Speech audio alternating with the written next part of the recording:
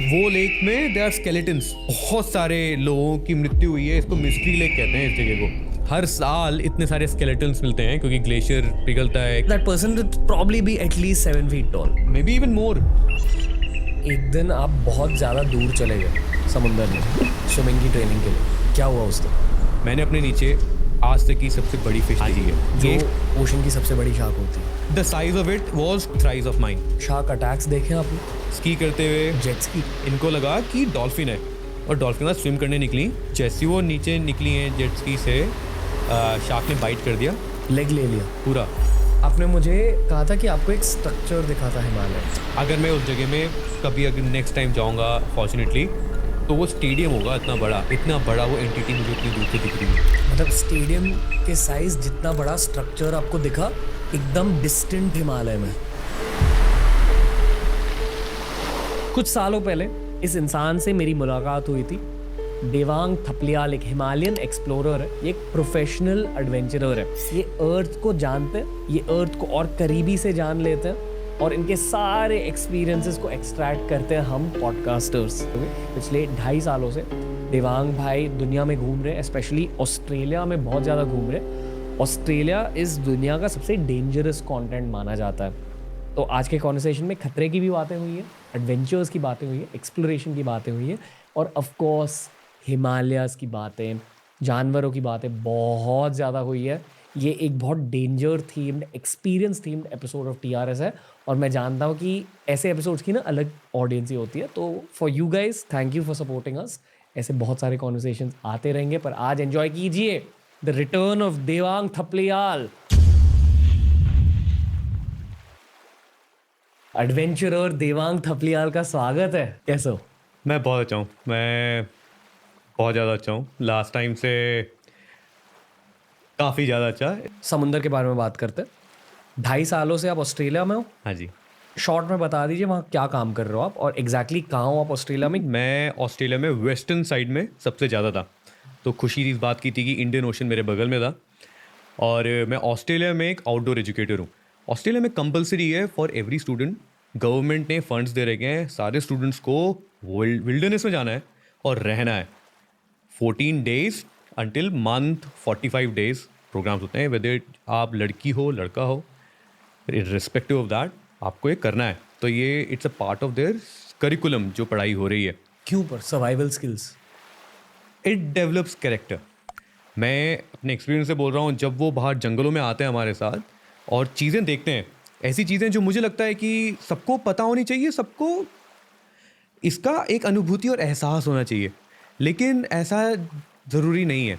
जो लोग पूरे टाइम से शहर में रहे हैं, स्कूल शहर में है, सब कुछ वहीं है, लेकिन आपको अगर 2 दिन भी बाहर भेज दिया जाए जहाँ पे आप अपना खाना खुद बना रहे हो, खुद ढूंढ रहे हो कि मैं अगली जगह कहाँ जाने वाला हूँ, एक टीम के साथ रह रहे हो जो आपके एज ग्रुप के लोग हैं, तो सोशल स्किल से लेकर courage, resilience, hard skills, soft skills सब डेवलप हो रहा है over that period of time.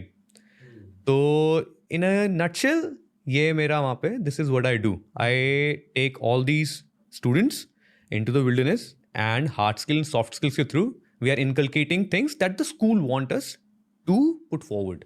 एक दिन आप बहुत ज़्यादा दूर चले गए समुंदर में जी। स्विमिंग की ट्रेनिंग के लिए, तो बताओ क्या हुआ उस दिन? उस दिन बहुत कुछ घट गया, लेकिन मैं वो काम मैं चाहता नहीं कि कोई और करे, तो मुझे आपको थोड़ा सा बताना पड़ेगा कि मैंने क्यों किया। पहले बोलो। जैसे ही मुझे वेस्टर्न ऑस्ट्रेलिया मेरी ऑर्गेनाइजेशन ने भेजा, एक बहुत नया सेटअप था, नया बेस था, बहुत सारी चीज़ें अनएक्सप्लोर्ड थी, बहुत नई नई चीज़ें देख रहा था मैं खुद से। वापस आ रहा हूँ मैं इंडिया और 2 साल से मैं उस पहाड़ को उस पहाड़ है वो पहाड़ एन आइलैंड को देख रहा हूँ और मैं गया नहीं अब तक। बस बोल रखा है अपने आप को करना है और अब मेरा जाने का टाइम वापस आ गया है। And now I feel like this urge, यार अगर अभी नहीं करा ना मैंने जाने से पहले, तो मैं कभी नहीं कर पाऊंगा। तो मैंने फेसबुक में डाला, आई आस्क्ड पीपल कि यार मुझे चीज़ करनी है, क्या सजेशंस है, कब क्या क्या, what are the things I should know. एक आदमी ऑफ ऑल ऑफ दिस, एक आदमी टोल्ड मी, मैं वहाँ डाइविंग गया हूँ, पहला 400 मीटर तो तीसरी बार हो रहा था इस बार, तो वो आसान था। मैंने अपना गोप्रो ले रखा था साथ में, अपना फ़ोन एक ड्राई पैक में डाल रखा था और ये सब अपने साथ एक रोप में बांध रखा था, क्योंकि मुझे देखना था क्या है, रिकॉर्ड भी करना था। मेरे पास पानी का करंट है, थक रखा हूँ मैं, लेकिन मुझे पता है ये हो जाएगा। 200 मीटर 300 मीटर पहले आइलैंड से। ऐसे जगह में मैं फंसा हूँ कि 10 मिनट तक स्ट्रोक करने के बाद भी ना ऐसा लग रहा है मैं मूव ही नहीं कर रहा हूँ। ये क्या हो रहा है, मैं मूव ही नहीं कर पा रहा हूँ। अब इतने में ही नीचे से आई सील्स, और जैसे ही मैंने सील देखी और पैनिक सिचुएशन। लेकिन पैनिक सिचुएशन अच्छा ये हुआ कि मुझे पानी से निकलना है बाहर, तो वो सील देखते ही डर ने मुझे पुश किया कि भाई आगे पहुंच के लैंड में पहुंचूंगा, I will feel better. Panic में मैं पहुंच गया आइलैंड में। आइलैंड गया तो यार बदबू थी वहाँ पे बहुत ज़्यादा। जो सारी ये जो कहानियाँ थी ना लोगों की कि यहाँ पे वो ये करा जाता है, जानवर को मारा, सब सच था, क्योंकि काफ़ी सारे स्केलेटन्स वगैरह थे। फ़ोन अपना बाहर निकाला, लाइक यार बता देता हूँ कि I am at the island right now, और अपनी लोकेशन शेयर कर दी ऑफिस के लोगों से। आई लाइक चलो अब चलते हैं वापस। मैं वापस निकला, वापस आई थिंक मैंने 200 मीटर्स किया होगा।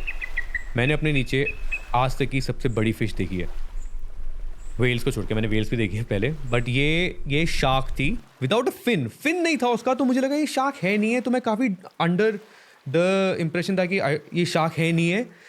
लेकिन वो चेज़ कर रही थी सील को, उसको देखते ही मैंने बोला वापस जाता हूँ। और यहाँ पे ना अब हो गया वो धक धक वाली सिचुएशन कि यार अब क्या मुंह दिखाऊंगा, मतलब what's gonna happen to me. मैं गया हूँ उस टाइम पे, but at the same time मैं अपनी स्किल्स को तवज्जो दे रहा हूँ कि यार देवांग हो जाएगा।